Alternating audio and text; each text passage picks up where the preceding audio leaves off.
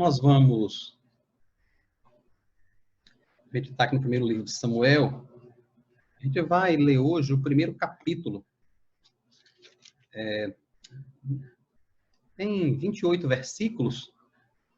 E ainda pensei da gente dividir ele, mas eu achei que a história ia ficar meio cortada. Então, preferi a gente falar sobre ele todo de uma só vez mesmo. 1 Samuel, capítulo 1.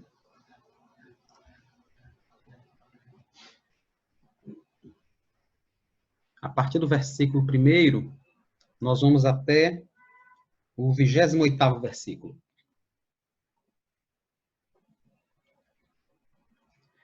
Diz assim o texto.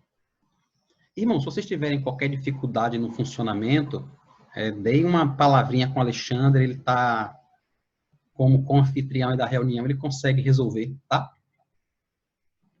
Diz assim o texto. Houve um homem de Ramataim Zofim, da região montanhosa de Efraim, cujo nome era Eucana, filho de Jeroão, filho de Eliú, filho de Tou, filho de Zufi, efraimita. Eucana tinha duas mulheres, uma se chamava Ana e a outra se chamava Penina. Penina tinha 2 filhos, Ana, porém, não tinha. Todos os anos, esse homem ia da sua cidade para adorar e sacrificar ao Senhor dos Exércitos em Siló, onde Ofni e Finéias, os 2 filhos de Eli, eram sacerdotes do Senhor. No dia em que Eucana oferecia o seu sacrifício, ele dava porções deste a Penina, sua mulher, e a todos os seus filhos e filhas. A Ana, porém, dava uma porção dobrada, porque ele a amava, mesmo que o Senhor a tivesse deixado estéril. Penina, sua rival, a provocava excessivamente para a irritar, porque o Senhor a tinha deixado sem filhos. Isso acontecia ano após ano. Todas as vezes que Ana ia à casa do Senhor, a outra a irritava. Por isso, Ana se punha a chorar e não comia nada. Então Eucana, seu marido, lhe disse: Ana, por que você está chorando? E por que não quer comer? E por que está tão triste? Será que eu não sou melhor para você do que 10 filhos? Certa vez, após terem comido e bebido em Siló, Ana se levantou, quando o sacerdote Eli estava sentado na sua cadeira, junto a um pilar do templo do Senhor. E Ana, com amargura de alma, orou ao Senhor e chorou muito. Ela fez um voto dizendo: Senhor dos Exércitos, se de fato olhares para a aflição da tua serva, e te lembrares de mim, e não te esqueceres da tua serva, e lhe deres um filho homem, eu o dedicarei ao Senhor por todos os dias da sua vida, e sobre a cabeça dele não passará navalha. Ana continuava a orar diante do Senhor, e o sacerdote Eli começou a observar o movimento dos lábios dela, porque Ana só falava em seu coração. Os seus lábios se moviam, porém não se ouvia voz nenhuma. Por isso Eli pensou que ela estava embriagada e lhe disse: Até quando você vai ficar embriagada? Trate de ficar longe do vinho. Porém Ana respondeu: Não, meu senhor, eu sou uma mulher angustiada de espírito. Não bebi vinho, nem bebida forte. Apenas estava derramando a minha alma diante do Senhor. Não pense que esta sua serva é ímpia. Eu estava orando assim até agora, porque é grande a minha ansiedade e a minha aflição. Então ele disse: Vá em paz, e que o Deus de Israel lhe conceda o que você pediu. Ana respondeu: Que eu possa encontrar favor aos seus olhos. Então ela seguiu seu caminho, comeu alguma coisa, e o seu semblante já não era triste. Eles se levantaram de madrugada e adoraram diante do Senhor. Depois voltaram para casa em Ramá. Eucana teve relações com Ana, sua mulher, e o Senhor se lembrou dela. Ana ficou grávida e, passado o tempo devido, teve um filho, a quem deu o nome de Samuel, pois dizia: Do Senhor o pedi. Eucana, seu marido, foi com toda a sua casa para oferecer ao Senhor o sacrifício anual e para cumprir o seu voto. Ana, porém, não foi. Ela disse a seu marido: Quando o menino for desmamado, eu o levarei para ser apresentado ao Senhor, para lá ficar, para sempre. Eucana, seu marido, respondeu: faça o que melhor achar. Fique aqui até desmamá-lo e que o Senhor confirme a promessa que você fez. Ana ficou em casa e amamentou o filho até que o desmamou. Depois de o ter desmamado, ela o levou consigo com um novilho de 3 anos, uma medida de farinha e um odre de vinho. E o apresentou à casa do Senhor em Siló. O menino ainda era muito pequeno. Depois de terem sacrificado o novilho, levaram o menino a Eli. E Ana disse: Ah, meu senhor, tão certo como você vive, eu sou aquela mulher que estive aqui ao seu lado, orando ao Senhor. Era por este menino que eu orava, e o Senhor me concedeu o pedido que eu fiz. Por isso também o entrego ao Senhor. Por todos os dias que viver, será dedicado ao Senhor. E ali eles adoraram o Senhor. Amém. Vamos orar, irmãos, e agradecer a Deus por sua palavra, pedir orientação do Senhor sobre a nossa vida.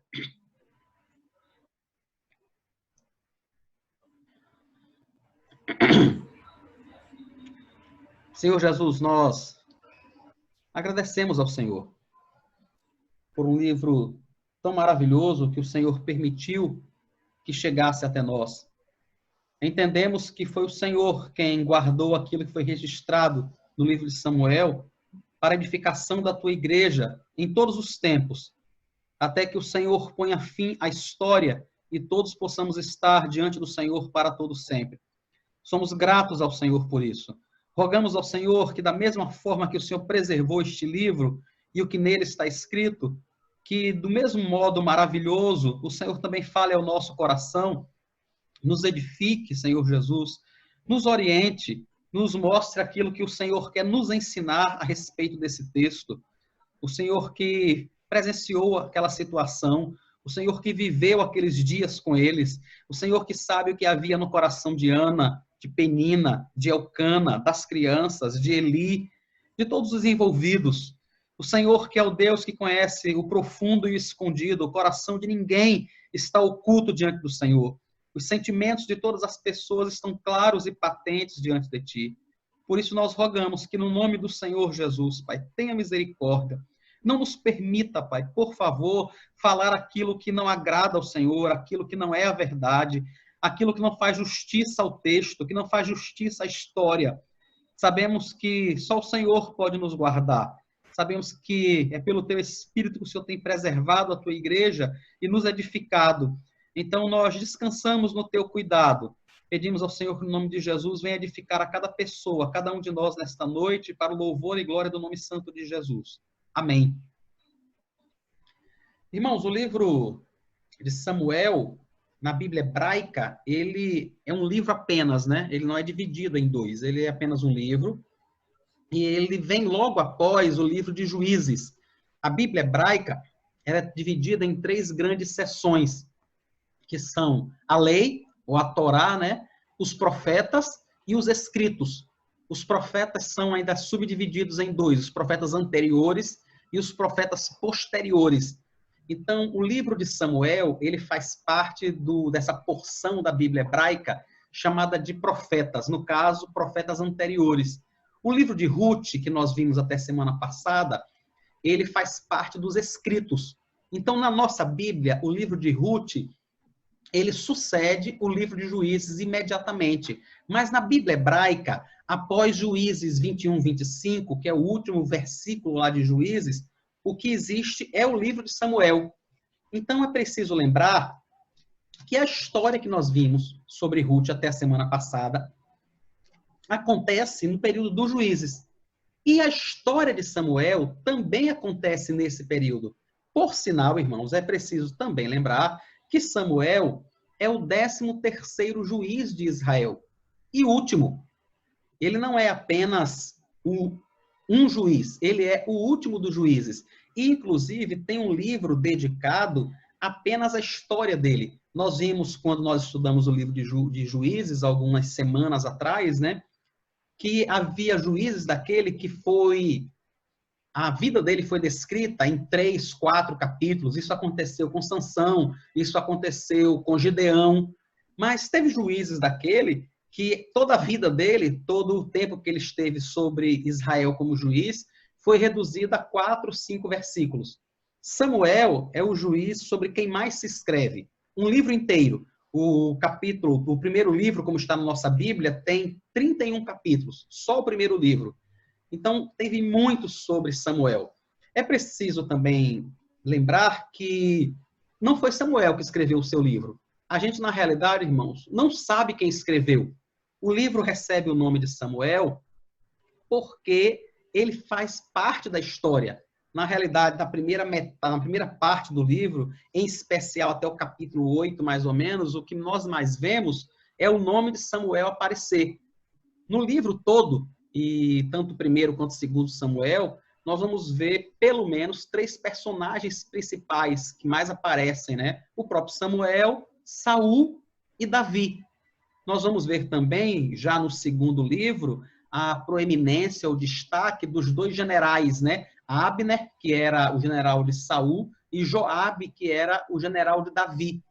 Mas o livro, então, recebe o nome por conta da importância de Samuel como juiz. A gente vai ver no decorrer do livro, Samuel não foi apenas juiz, irmãos. Ele foi juiz, ele funcionou também como sacerdote e funcionou também como profeta, não apenas como juiz. Então, Samuel realmente teve uma relevância muito grande. O que é que nós podemos dizer mais sobre o livro de Samuel? Ele sucede ao livro do Juiz, na Bíblia hebraica, como a gente já comentou, e aquilo que nós vamos começar a ver agora, eu acredito, irmãos, que seja a resposta de Deus àquilo que era a tônica naquela época, como nós vimos no livro de Juízes. Em alguns momentos, o livro de Juízes traz para a gente um refrão muito comum, que é também como termina o livro, né? Capítulo 21, versículo 25 de Juízes, diz assim: naqueles dias não havia rei em Israel, cada um fazia o que achava mais certo.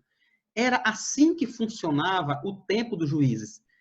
As pessoas não tinham um rei, não tinham uma administração central, cada um fazia o que dava vontade. O que cada um achava certo, fazia. É muito interessante, irmãos, notar que talvez o nosso tempo hoje não seja muito diferente. Eu acho que a palavra pós-modernidade é uma palavra que descreve bem a nossa época, descreve bem o nosso tempo, e que tem muito a ver com isso que era o refrão, que era o entendimento das pessoas durante aquele período dos juízes, né? Onde cada um fazia o que julgava mais certo. Um homem resolve, por exemplo, roubar o dinheiro da mãe, um homem chamado Mica, né? Como nós vimos lá no livro de Juízes, ele resolve roubar o dinheiro da mãe. Depois, a mãe evoca uma maldição sobre quem roubou, ela não sabia quem era. Ele, com medo, diz, fui eu. A mãe diz, não, então pode ficar com o dinheiro. E ele pega o dinheiro e faz um ídolo e começa a adorar e leva o povo a se desviar, a se afastar de Deus. Irmãos, cada um fazia o que dava vontade.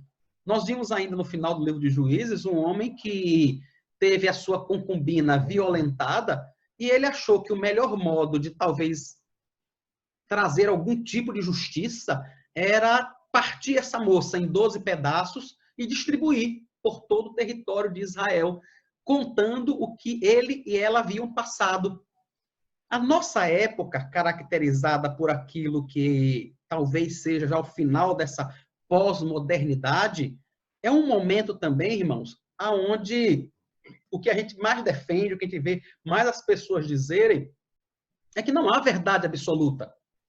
Não há verdade, cada um entende que existe a sua verdade. Inclusive, se sente extremamente ofendido se outra pessoa opinar de modo que torne a situação que aquela pessoa está vivendo inconveniente, difícil.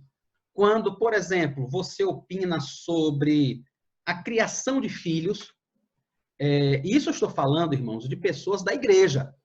Eu estou falando de pessoas que comungam do mesmo corpo, que fazem parte do mesmo corpo de Cristo. Não apenas da igreja universal, né? Eu não estou me referindo à universal do reino de Deus, mas à igreja do Senhor Jesus, não apenas a essa igreja, mas a nossa igreja, aquele pequeno pedaço do corpo de Cristo, que se reúne ali na Coroa do Meio, a Igreja Presbiteriana de Jardim das Oliveiras. Então, por exemplo, nós somos irmãos, nós vivemos como uma família mesmo, não apenas no modo de tratar, não apenas no modo de falar, mas porque é assim também que o Senhor nos vê. Nós nos chamamos de irmãos, mas, mesmo nos chamando de irmãos, por exemplo, muitas e muitas vezes, a gente não se sente à vontade de conversar com um irmão da igreja, com uma pessoa, sobre o comportamento do filho dele. Já perceberam isso? A gente não se sente muitas vezes à vontade para conversar com outro irmão sobre o comportamento desse irmão. E algumas vezes, se a gente até conversar, esse outro irmão reage de uma forma ruim, que é algo que caracteriza realmente esse tempo nosso, essa pós-modernidade. Por que é que alguém vai questionar se meu filho participa disso ou não participa?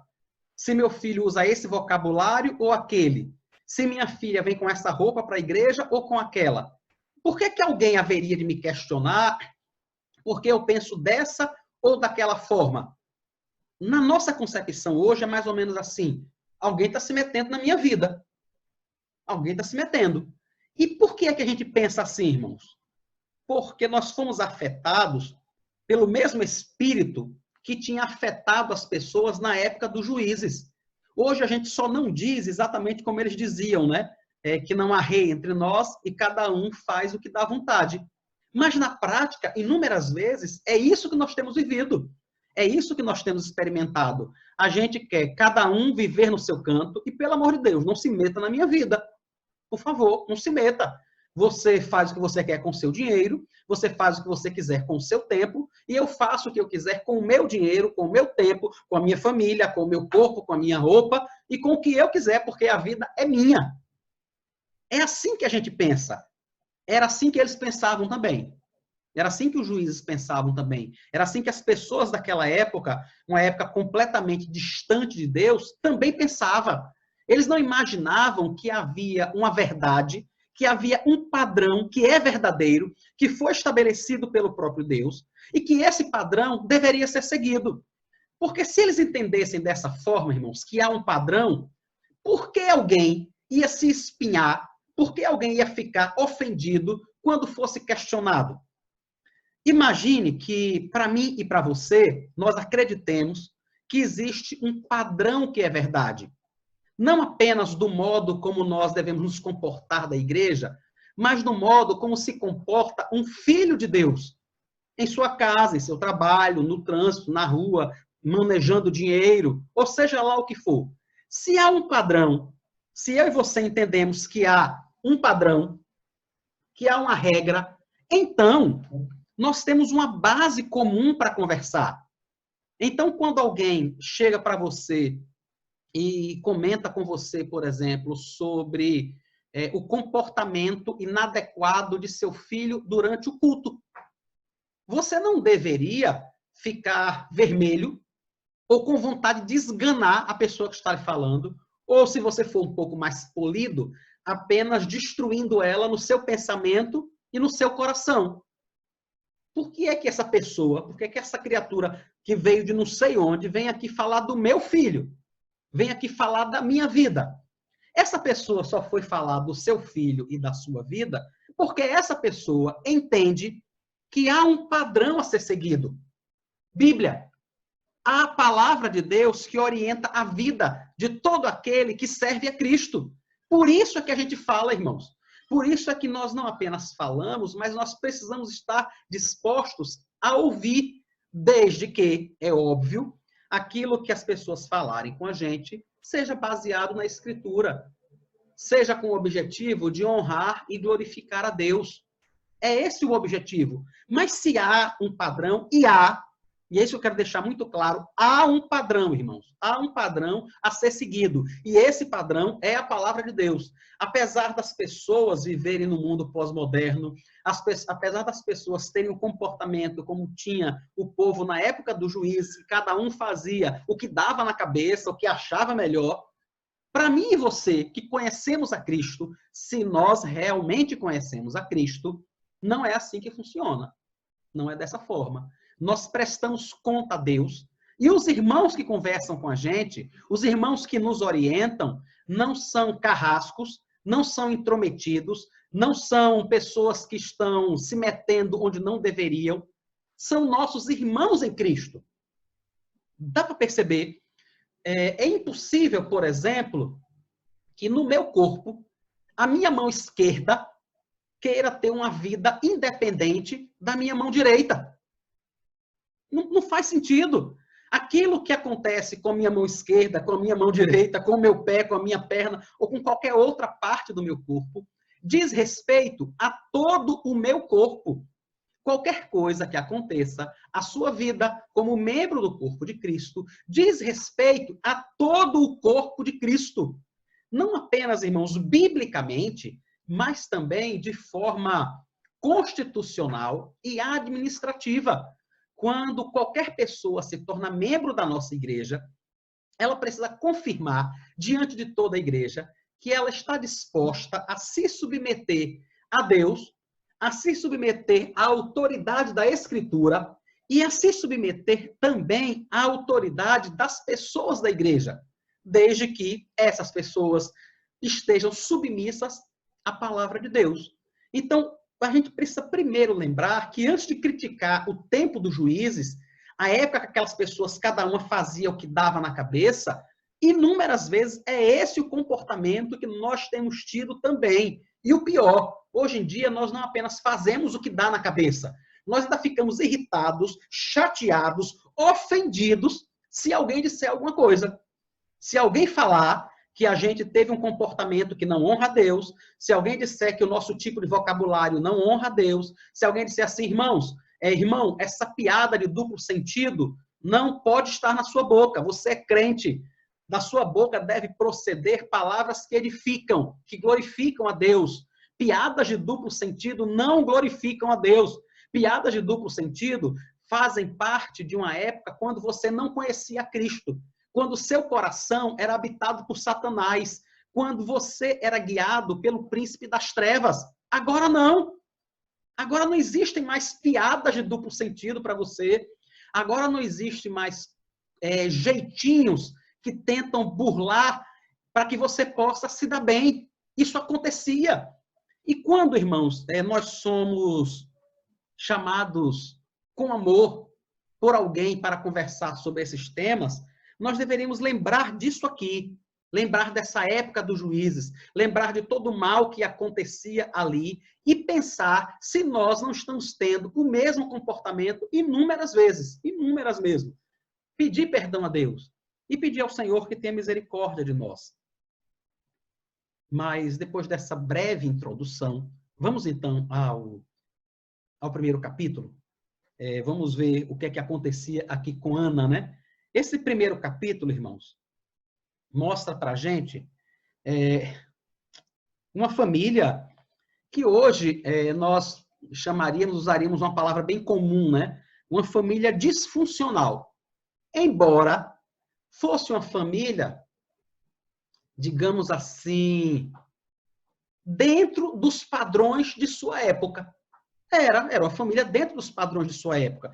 Talvez a família de Elcana, Ana, Penina e os filhos fosse uma família, irmãos, tão normal quanto a sua, quanto a minha. Tão normal quanto a nossa família é hoje. Apesar de não ser a vontade de Deus, nunca foi, em momento nenhum da Escritura, que um homem tivesse mais de uma esposa, tanto que o próprio Deus criou apenas uma Eva para um Adão, não criou duas Evas, nada disso, não criou um outro Adão. Deus criou um homem chamado Adão, Deus criou uma mulher chamada Eva, para que esses dois, juntos, representassem a Trindade, o próprio Deus, e refletissem a sua glória. Deus nunca tensionou que um homem se casasse com mais de uma mulher. Talvez você possa dizer assim, mas, pastor, Abraão, isso aconteceu com Abraão, isso aconteceu com Jacó, isso aconteceu com tanta gente. Salomão chegou a ter mais de 1000. Verdade, irmãos. Todos eles estavam errados.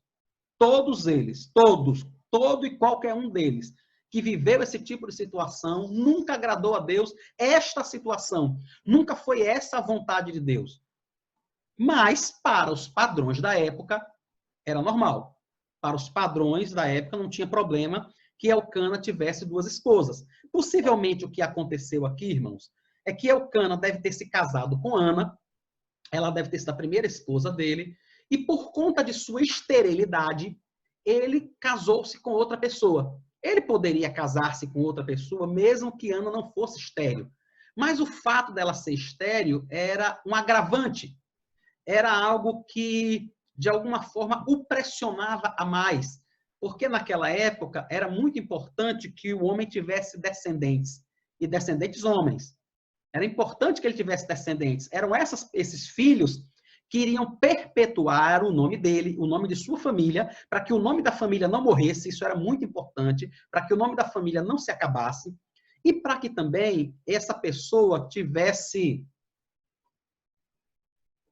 tomasse posse de sua herança. Então era muito importante ter descendentes. Possivelmente Elcana casou-se com Ana, Ana não podia gerar filhos, e ele casou-se com Penina.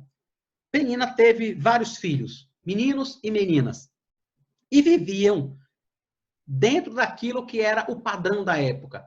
É óbvio, não era essa a vontade de Deus. E eles enfrentavam, irmãos, as dificuldades de qualquer família disfuncional. Nós vemos o quanto Penina irritava Ana. O texto diz que Penina a irritava constantemente, e principalmente quando elas iam à casa do Senhor, quando elas iam para a adoração. Vejam o quanto a família de Elcana era uma família padrão, uma família assim normal. Eles iam para a adoração anual. O povo de Deus tinha pelo menos 3 festas anuais. Eu não sei qual exatamente era a festa que eles tinham escolhido ir, mas pelo menos para uma delas, eles iam anualmente. Então, Elcana era uma pessoa que possivelmente temia a Deus, que levava a sua família à adoração no local determinado por Deus, para que pudesse haver a festa anual. E, apesar disso, tinha 2 esposas, que viviam, de algum modo, em pé de guerra. A Penina, possivelmente, sentia o fato de Elcana gostar muito de Ana. Isso nos lembra logo o que acontecia também com Jacó, né? O modo como Jacó tratava as suas 2 esposas, Lia e Raquel. Lia foi a primeira, mas Raquel era a que ele realmente amava.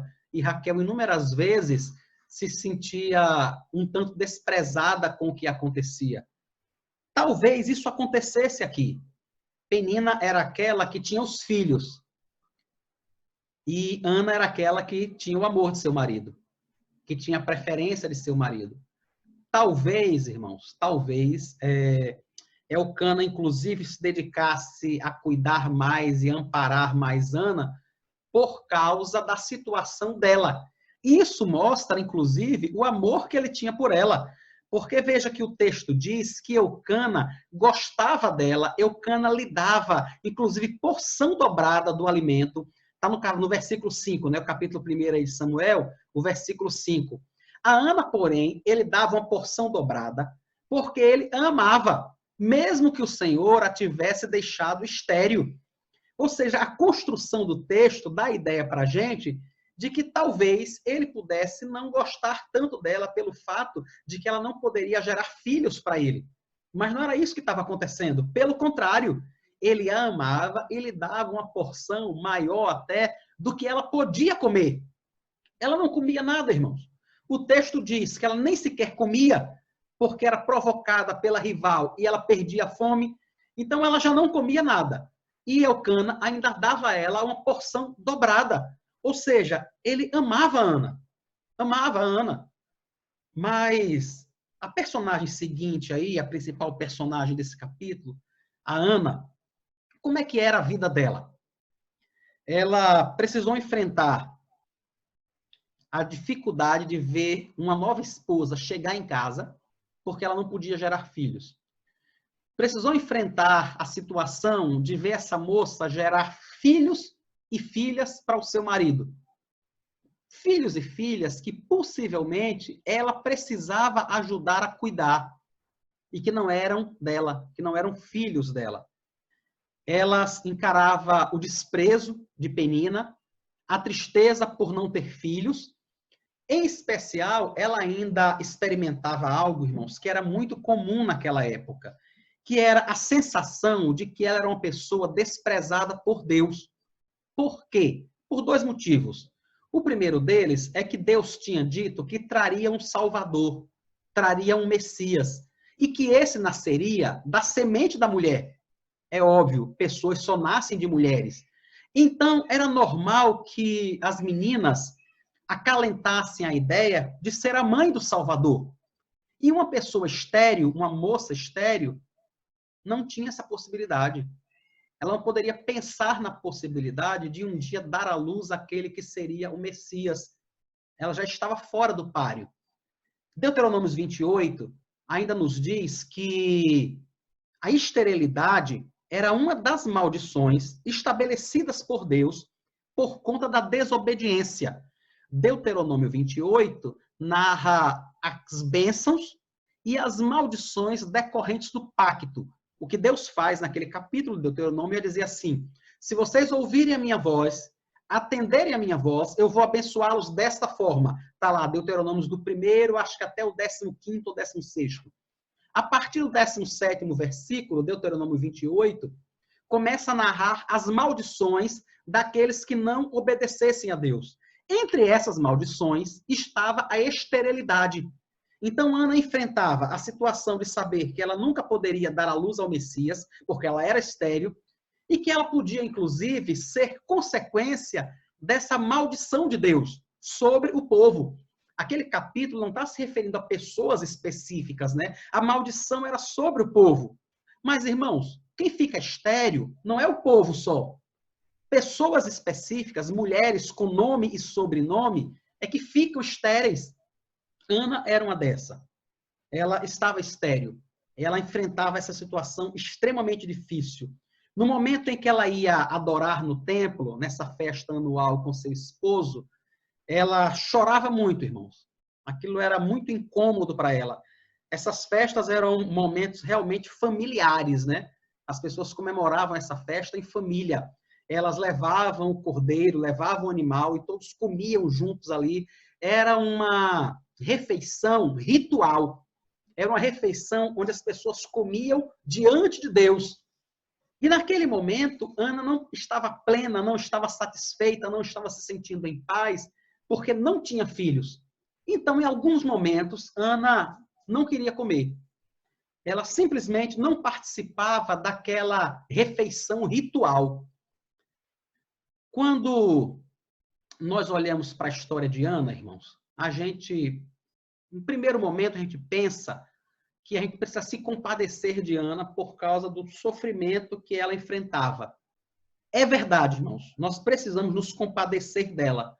Como eu disse, ela enfrentava realmente sofrimentos. Ela viu chegar uma nova esposa em casa, ela viu essa esposa ter filhos, ela carregava a suspeita de que talvez Deus a tivesse amaldiçoado, ela fosse objeto da maldição de Deus. Ela não tinha a possibilidade de dar à luz ao Messias porque ela era estéril.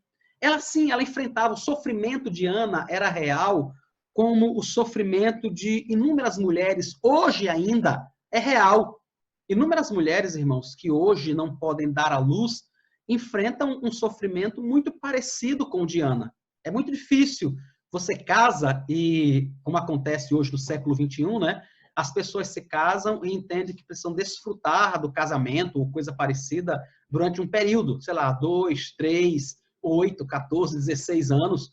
E depois de desfrutar do casamento por esse período de tempo, entendem que é a hora de ter um filho. E algumas vezes esse filho não vem. E isso causa tristeza, isso causa decepção. E a pessoa que gastou, por exemplo, 4 anos, 5 anos, algum tempo assim, aproveitando aquele momento inicial do casamento, agora gostaria de poder encher a casa, ter seus filhos, mas percebe que isso não está acontecendo. E isso entristece a pessoa, como entristecia a Ana. a tristeza e o sofrimento são reais, irmãos. Não tire isso da sua cabeça, é real mesmo. Agora, o que eu queria também mostrar a você é que, inúmeras vezes, esse sofrimento também é fruto de um desejo idólatra. É fruto de uma rebeldia contra aquilo que é a vontade de Deus. Vocês sabem, irmãos, quem é que dá filhos? É Deus. Segundo o seu querer, segundo a sua vontade. Uma coisa é você ficar triste porque não pode ter filhos. Outra coisa é você, ano após ano, ir participar da celebração ao Senhor anual e não participar da refeição ritual porque você está triste, porque você não tem filhos. Eu sei que você pode dizer assim, mas pastor, quem é que se sente animado para comer quando está triste? Quem é que tem vontade? Irmãos, eu não estou falando de uma refeição qualquer. Eu estou falando de uma refeição ritual, de uma refeição feita diante de Deus em celebração ao Senhor. Era disso que Ana não participava. Eu não estou falando de uma refeição qualquer. Eu não estou dizendo que Ana não tivesse dificuldade em fazer o café da manhã, o almoço, o lanche da tarde. Eu não estou dizendo isso. Eu estou dizendo que ela saía da cidade dela, ela ia para outra cidade para participar de uma refeição ritual, de uma celebração ao Senhor, e ela não participava porque não tinha filhos. Eu não quero desprezar a tristeza de Ana. O que eu estou querendo dizer é que tristeza tem limites. E que isso precisa parar, irmãos, na nossa adoração a Deus. Inúmeras pessoas, porque se sentem tristes, porque se sentem insatisfeitas com o que receberam, cometem pecados, se rebelam contra Deus, rompem com o Senhor. Eu lembro de um filme que eu vi com Arnold Schwarzenegger há 1 milhão de anos atrás. Ele, não sei se era Últimos Dias, o nome do filme, eu não lembro não, tem 1 milhão de anos que eu vi. Eu sei que ele conversa com um padre e um padre pergunta a ele como é que estava a relação dele com Deus, e ele diz que eles estão de relações cortadas. E o padre pergunta o que foi que aconteceu. E o personagem diz assim, apenas diferença de opiniões. Deus achava que deveria levar a minha filha e eu discordava dele. Por isso nós rompemos. A filha dele tinha morrido. Então, assim, eu sei que o sofrimento da perda de um filho é algo devastador. Eu não tenho nem palavras, irmãos. Não tenho nem palavras para descrever isso.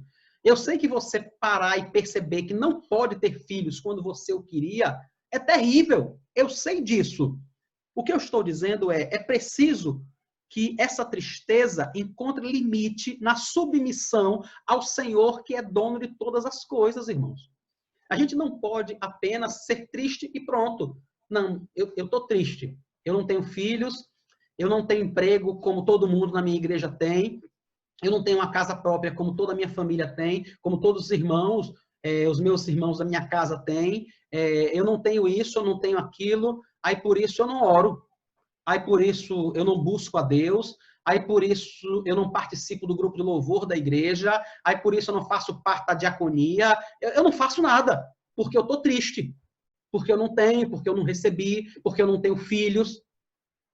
Eu não estou dizendo que a tristeza não seja real, eu não estou dizendo que você não chore, até porque a Bíblia diz que há tempo para todas as coisas e há tempo para chorar mesmo, há tempo mesmo de chorar, mas nós precisamos parar e entender que a tristeza, a decepção, precisa encontrar limite, precisa encontrar termo na vontade de Deus. Se eu e você entendemos que Deus é bom, se nós entendemos isso, irmãos, nós podemos chorar diante dele. Chorar mesmo, ter a alma angustiada como Ana teve, e dizer, Senhor, o Senhor sabe como eu gostaria de ter um filho, o Senhor sabe disso, mas se não for essa a tua vontade, conforta o meu coração, guarda a minha fé, me ensina a ter paz, me ensina a confiar na bondade do Senhor, tirar a amargura do meu coração. É esse sentimento que nós precisamos ter, não apenas quando não podemos ter filhos, mas quando não conseguimos qualquer outra coisa que seja relevante, que seja importante para nós. Qualquer coisa, irmãos. Chore mesmo. Se você não conseguiu, se tem algo que você gostaria muito de ter e não conseguiu, chore, chore, se entristeça mesmo. Mas, por fim, reconheça que há um Deus no céu. Foi ele que não deu. Conforme o próprio texto diz aqui, capítulo 1, versículo 5. O Senhor a tivesse deixado estéril. Quem deixa pessoas estéreis é Deus, irmãos. Não é outra pessoa, é o próprio Deus. E é Deus também quem torna pessoas férteis, segundo o querer dele, segundo a vontade dele, para o louvor do nome dele. É isso que eu e você, que somos servos, precisamos entender. Nós não somos senhores. Há um Senhor acima de nós, que é o grande e poderoso Deus. Não somos nós quem dizemos a ele o modo como ele deve administrar a nossa vida, mas é ele quem diz como a nossa vida deve ser administrada e gerida. Então, sim, nós precisamos realmente entender que é ele quem dá e é ele quem toma segundo o seu querer e segundo a sua vontade. Uma dessas vezes que Ana vai à adoração, que Ana vai ao templo, irmãos, ela ora, ela se angustia, ela derrama a sua alma diante do Senhor. O sacerdote Eli, que estava ali, inclusive, pensa que ela tinha bebido. Pensa, rapaz, ela deve ter tomado alguma coisa, deve ter bebido álcool, porque ela apenas mexia os lábios. Ela balbuciava alguma coisa, porque o coração dela estava extremamente angustiado, muito angustiado. E ele diz para ela, quando é que você vai parar de beber? Quando é que você vai parar de estar embriagada? E ela diz, por favor, não faça isso, não me confunda. Eu não estou embriagada, eu só estou angustiada, diz ela aí no versículo 15, né? Eu sou uma mulher angustiada de espírito. Ela termina o versículo 16 dizendo, grande é a minha ansiedade e a minha aflição. Era assim que estava o coração de Ana, angustiado, ansioso e aflito. E o que é que Ana faz nesse momento? Ela vai orar ao Senhor, irmãos. Ela vai apresentar tudo isso a Deus. No momento em que ela está orando, Eli, então, depois disso, né, diz a ela, está no versículo 17, vá em paz, e que o Deus de Israel lhe conceda o que você pediu. Ana respondeu, que eu possa encontrar favor aos seus olhos. Então ela seguiu o seu caminho, comeu alguma coisa, e o seu semblante já não era triste. Irmãos, eu não vou continuar a partir do versículo 19, a gente entra nesse versículo 19 a partir da semana que vem, mas eu preciso terminar de comentar ainda sobre o que está acontecendo aqui. Quantas vezes Ana esteve lá e orou a Deus pedindo um filho? Com toda certeza, essa não foi a primeira. Não foi. Quantas vezes ela orou a Deus por esse propósito? O texto diz que após ela orar, e após Eli dizer a ela, vá em paz, e que o Deus de Israel lhe conceda o que você pediu, ela estava em paz. Ela já estava bem. Ela comeu, e o seu semblante já não era triste. Eu entendo, irmãos, que isso aconteceu porque Ana, nesta oração, resolveu fazer aquilo que o Senhor Jesus fez lá no Getsemane e nos ensinou a fazer. A entregar tudo a Deus e se submeter à vontade dele. No Getsemane, o Senhor Jesus chora angustiado. Ele não chora só, irmãos. O que aconteceu com ele nunca aconteceu e possivelmente nunca vai acontecer comigo e com você. O texto diz que os poros dele se abriram, se dilataram e saíram gotículas de sangue pelos seus poros, devido à angústia tão profunda que ele enfrentava. Não com medo da morte. O problema dele não era medo da morte, mas por carregar o pecado de todos nós. Mesmo diante dessa angústia tão profunda, como ninguém nunca sentiu, nunca e nem vai sentir, ele diz a Deus, Pai, se for possível, passe de mim esse cálice. Mas se não for, que seja feita a tua vontade. E ele sai dali para o Calvário. Eu acredito que aconteceu isso com Ana naquele dia. Que no coração dela, ela se rendeu à vontade do Senhor. Ela se rendeu a dizer, Senhor, que seja feito o teu querer. E ela tirou a vontade dela do altar do coração e colocou Deus no altar do coração dela. Essa é a grande diferença. Não é que Ana não quisesse mais um filho. Ela queria. Só que, nesse momento, esse filho não era mais o Deus que ela tanto desejava. Não era aquilo que tomava conta completamente do coração dela, que guiava seus desejos, seus sonhos, suas ações. Ela agora, irmãos, entendia que ela podia comer, porque se Deus desse o filho, amém, glória a Deus. Se ele não desse, amém também.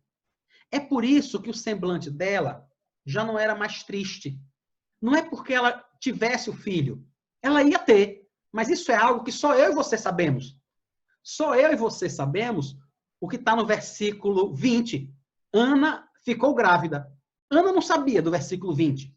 Ela não sabia que iria ter um filho, irmãos. Mas o semblante dela já não é mais triste. Ela havia descansado no Senhor.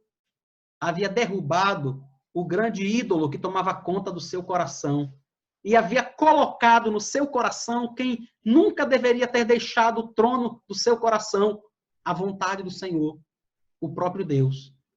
Ela simplesmente faz isso. E é nesse momento em que Deus concede esse filho a Ana. E nós vamos começar a falar sobre isso a partir da semana que vem.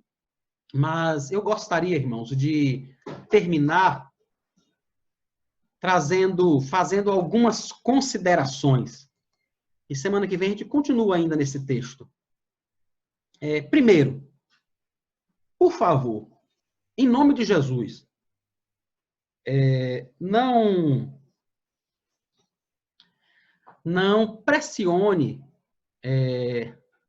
pessoas, casais na igreja, sobre ter filho, sem você conhecer a situação deles. Algumas vezes, o casal apenas não quer. Algumas vezes, eles não podem. Não podem, irmãos. Talvez você possa dizer assim, mas pastor, e por que que diz que não só diz que não pode e pronto? Porque não querem, irmãos. Porque não se sentem à vontade com isso ainda. Porque estão com o coração triste.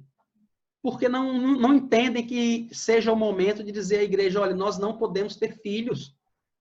Então, por favor, seja muito cauteloso com isso. Muito cauteloso mesmo. Uma coisa é você brincar com um casal que você conhece, que é próximo a você, que você conhece a vida deles, que você sabe que eles estão casados há 11 anos, há 14 anos, e não têm filhos, não é porque não podem. É porque ainda faltam 2 países do Oriente Médio que eles não conheceram ainda e um da Ásia. Mas assim que esses 3 países forem conhecidos, eles já pensam em ter filhos. Uma coisa é você conversar com essas pessoas, que você conhece e sabe a situação. Outra coisa é a gente brincar com pessoas que a gente não sabe o que está acontecendo. E que muitas vezes podem ser pessoas que estão enfrentando exatamente o que Ana enfrentava. Exatamente o que Ana estava passando, a angústia, a tristeza do seu coração. Algumas vezes, irmãos, pode ser que essas pessoas acabem fazendo o mesmo que Ana fez. Acabem, sem querer, participar da comunhão dos irmãos.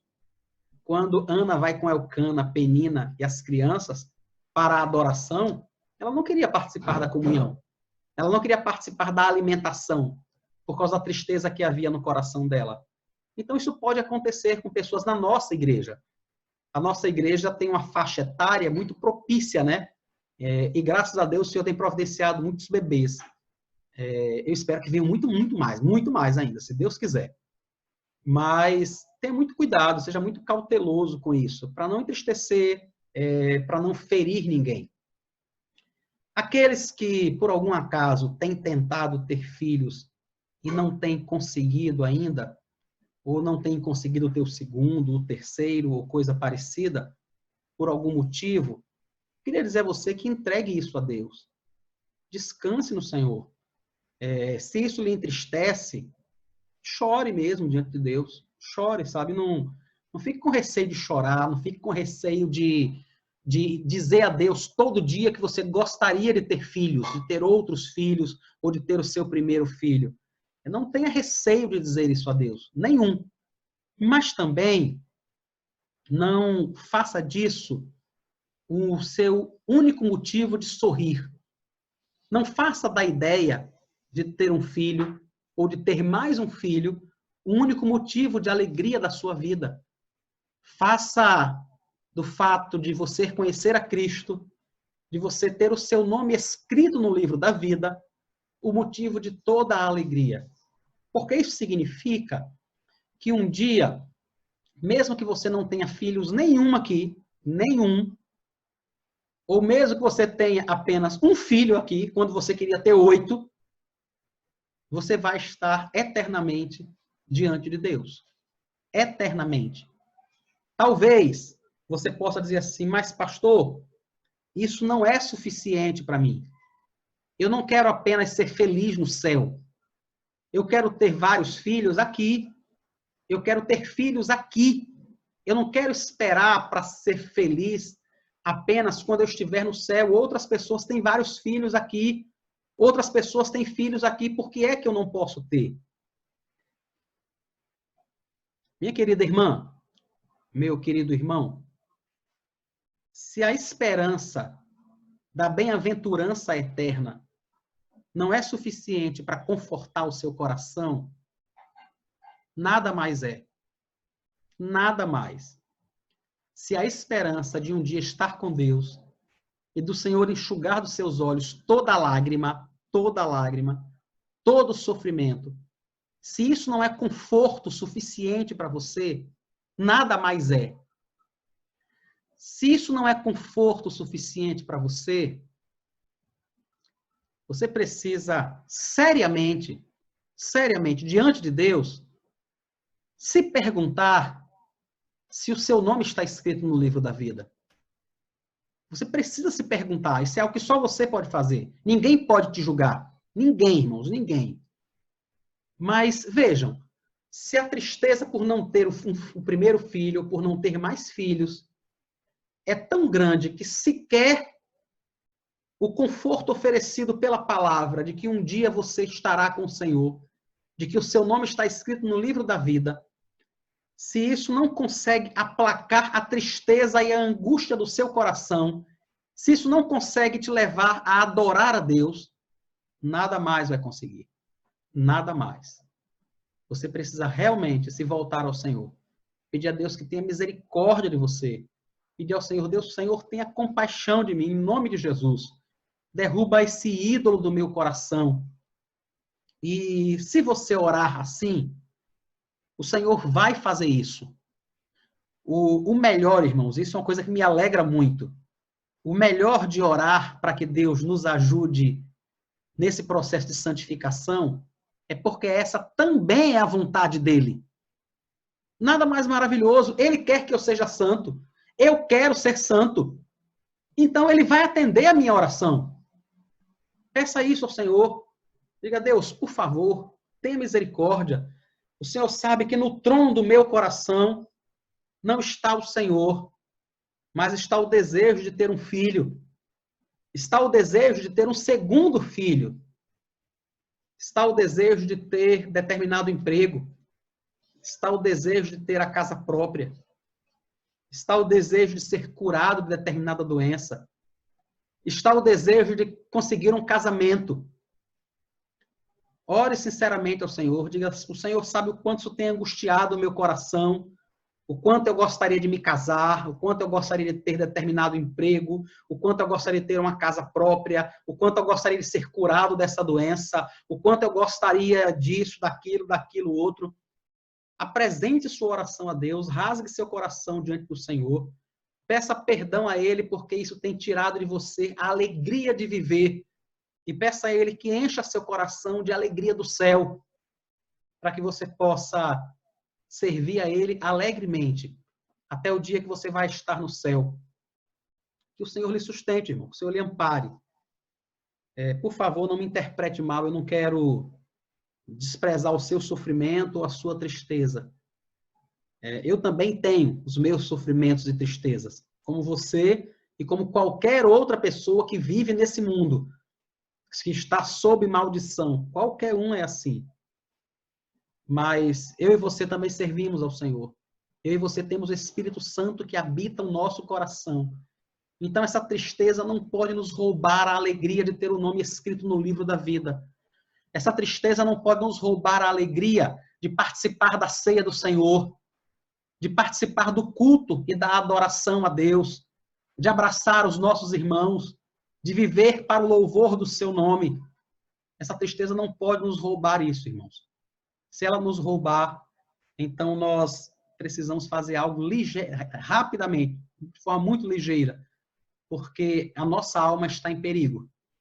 O Senhor te abençoe, o Senhor te sustente. Vamos orar ao Senhor, depois nós vamos cantar uma música ao Senhor. Vamos orar, irmãos. Senhor Jesus, nós agradecemos ao Senhor pela tua palavra, pela orientação do teu Espírito, pela edificação. Queremos pedir perdão ao Senhor por aqueles desejos, Pai, que têm tomado o nosso coração, enchido a nossa vida e roubado a nossa alegria. Tenha misericórdia de nós. Tenha misericórdia de nós, Pai, no nome de Jesus. Guarda o nosso coração, ajuda-nos a encontrar alegria e paz no Senhor. Ajuda-nos a encontrar satisfação acima de qualquer coisa em saber que o nosso nome está escrito no livro da vida e que nem a morte, nem a vida, nem os anjos, nem principados, nem potestades, nada poderá nos afastar do amor de Deus que está em Cristo Jesus, o nosso Senhor. Ajuda-nos a entender isto para o louvor do teu santo nome. Eu quero orar ao Senhor por irmãos e irmãs da minha igreja que têm sofrido, Pai, com a esterilidade, que têm tido dificuldade em ter filhos, que têm tido dificuldade em ter o segundo filho. Tenha misericórdia, Pai, que o Senhor possa guiá-los, ajudá-los no nome de Jesus, que o Senhor possa trazer orientação, conforto à vida desses irmãos e alegria para o louvor do teu nome, Pai. Nós te oramos no santo nome de Jesus. Amém.